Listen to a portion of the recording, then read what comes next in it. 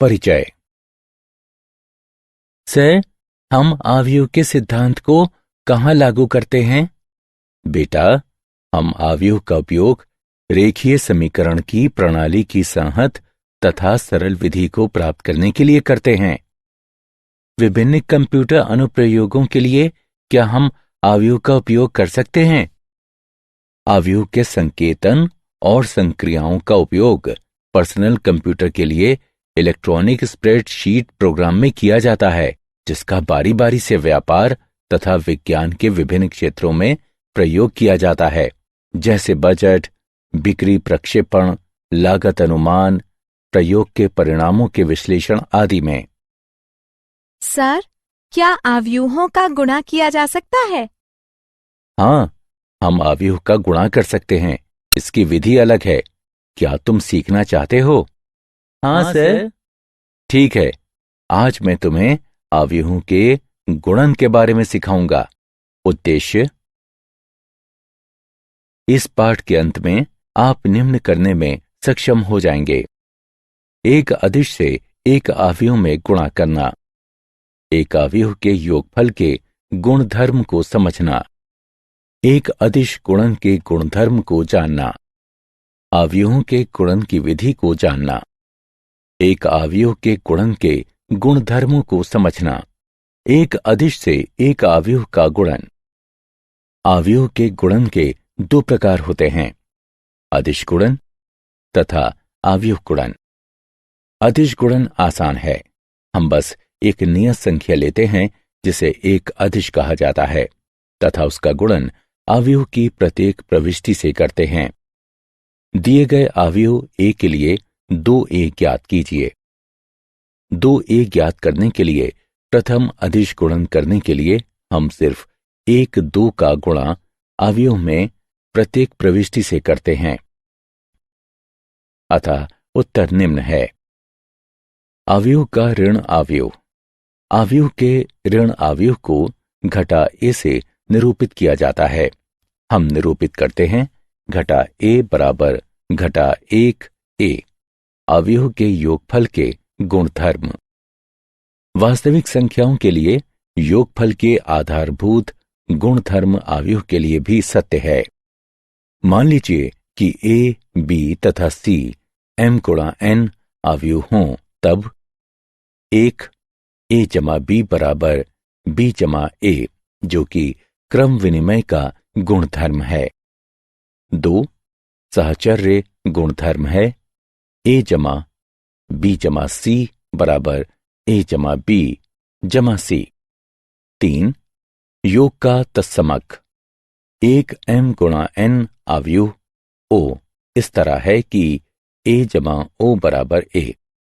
4 योग का प्रतिलोम किसी m गुणा n आव्यूह a के लिए 1 m गुणा n आव्यूह b घटा a कहा जाता है।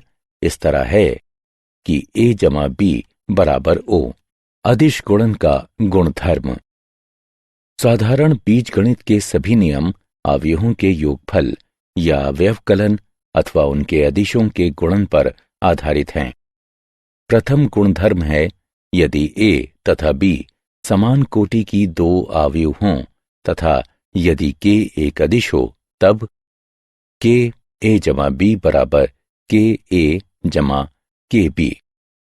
एक अन्य गुणधर्म है यदि k 1 तथा k 2 तो अदिश हैं, एवं यदि a एक आव्यूह है, तब k 1 जमा k 2 a बराबर k 1 a जमा k 2 a तथा k 1 k 2 a बराबर k 2 k 1 a। आव्यूहों का गुणनफल। हम 2 आव्यूहों का गुणा कर सकते हैं यदि और केवल यदि प्रथम आव्यूह के स्तंभों की संख्या द्वितीय आव्यूह की पंक्तियों की संख्या के बराबर हो, अन्यथा 2 आव्यूहों का गुणन अपरिभाषित होता है। आव्यूह के गुणन की कोटि है प्रथम आव्यूह की पंक्ति गुणा द्वितीय आव्यूह का स्तंभ। आव्यूह के गुणन की विधि। चलिए अब 2 आव्यूहों के गुणन की विधि सीखते हैं। आइए एक सामान्य 2 गुणा 3 आव्यूह से एक 3 गुणा 2 अवयव का गुणन करते हैं? उत्तर 1 2 गुणा 2 अवयव होगा। हम क्रमशः अवयवों को जोड़ते और गुणा करते हैं। हम प्रथम अवयव की पहली पंक्ति लेते हैं, द्वितीय अवयव के प्रथम स्तंभ में एक एक अवयव में बारी बारी से नीचे की ओर गुणा करते हैं। हम परिणामी गुणन को जोड़ते हैं। हमारा उत्तर अवयव में स्थिति ए 1 1 बाएं शीर्ष में रखा जाता है। हम प्रथम अवयव की पहली पंक्ति तथा द्वितीय अवयव के दूसरे स्तंभ के लिए यही प्रक्रिया करते हैं। परिणाम को ए 1 2 स्थिति में रखा जाता है। अब प्रथम अवयव की दूसरी पंक्ति के लिए तथा द्वितीय अवयव की पहली पंक्ति के लिए करते हैं। परिणाम को ए 2 1 स्थिति में रखा जाता है। अंत में हम प्रथम अवयव की दूसरी पंक्ति तथा द्वितीय अवयव के दूसरे स्तंभ के लिए करते हैं। परिणाम को ए 2 2 स्थिति में रखा जाता है। अतः हमारी दो अवयवों के गुणन का परिणाम इस प्रकार है। उदाहरण, दो अवयव दिए गए हैं। निर्णय लीजिए कि किस अवयव के गुणन ए बी अथवा बी ए को परिभाषित किया गया है तथा उसका आकलन कीजिए। क्योंकि ए 2 गुणा 3 है तथा बी 3 गुणा 4 है, उस क्रम में गुणन ए बी परिभाषित है तथा गुणन अवयव ए बी का परिणाम होगा 2 गुणा 4। गुणन बी ए अपरिभाषित है, क्योंकि पहले गुणनखंड बी में 4 स्तंभ हैं, किंतु द्वितीय गुणनखंड ए में केवल 2 पंक्तियां हैं। गुणन को परिभाषित करने के लिए प्रथम अवयव के स्तंभों की संख्या द्वितीय अवयव की पंक्ति की संख्या से मेल खानी चाहिए।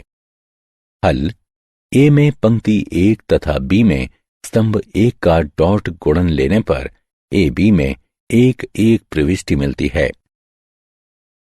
ए बी में 1 1 प्रविष्टि 1 है। ए में पंक्ति 1 तथा बी में स्तंभ 2 का डॉट गुणन ए बी में 1 2 प्रविष्टि देता है। ए में पंक्ति 1 तथा बी में स्तंभ 3 का डॉट गुणन ए बी में 1 3 प्रविष्टि देता है। ए में पंक्ति 1 तथा बी में स्तंभ 4 का डॉट गुणन लेकर गुणन की पहली पंक्ति को पूर्ण किया जा चुका है, जो ए बी में 1 4 प्रविष्टि देता है। अब ए बी की द्वितीय पंक्ति के लिए ए में पंक्ति 2 तथा बी में स्तंभ 1 का डॉट गुणन ए बी में 2 1 प्रविष्टि देता है तथा ए में पंक्ति 2 तथा बी में स्तंभ 2 का डॉट गुणन ए बी में 2 2 प्रविष्टि देता है। अंत में बी में स्तंभ 3 और 4 के साथ ए में पंक्ति 2 का डॉट गुणन लेने पर ए बी में क्रमशः 2 3 तथा 2 4 प्रविष्टि प्राप्त होती है। अतएव ए बी को हल किया जा सकता है। पंक्ति अनुसार पहली पंक्ति 1 3 घटा 2 घटा 2, दूसरी पंक्ति घटा 10 11 घटा 10 19।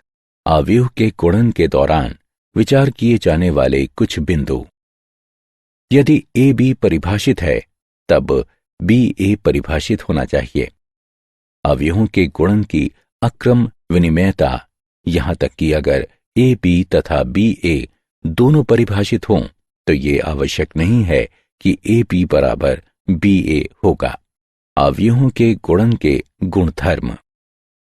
अवयव का गुणन सहचर्य होता है। उदाहरणार्थ 3 अवयव ए बी तथा सी दिए गए हैं, अतः निम्नलिखित पहचान सर्वथा सत्य है।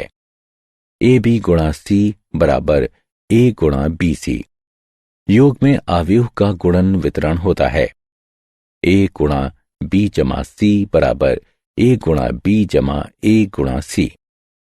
गुणक पहचान का अस्तित्व। प्रत्येक वर्ग अवयव ए के लिए समान कोटि की एक तत्समक अवयव अस्तित्व में इस तरह है कि आई ए बराबर ए आई बराबर ए।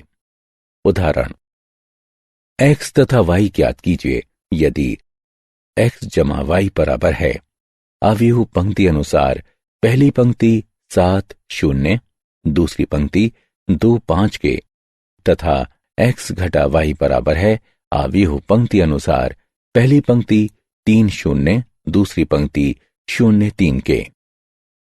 हल x जमा y तथा x घटा y दिया गया है। इसे 1 तथा 2 के रूप में चिन्हित कीजिए। अब समीकरण 1 तथा 2 को जोड़ते हैं। हमें प्राप्त होता है 2x बराबर अवयव पंक्ति अनुसार पहली पंक्ति 10 0 दूसरी पंक्ति 2 8। इसलिए x बराबर है अवयव पंक्ति अनुसार पहली पंक्ति 5 0 दूसरी पंक्ति 1 4। अब x जमा y में x का मान रखने पर तथा हल करने पर हमें प्राप्त होता है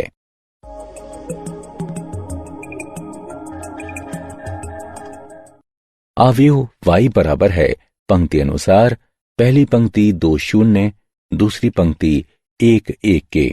क्या आप जानते हैं अवयव का उपयोग सामान्यतः लंबे समीकरण को हल करने के लिए बीजगणित में किया जाता है।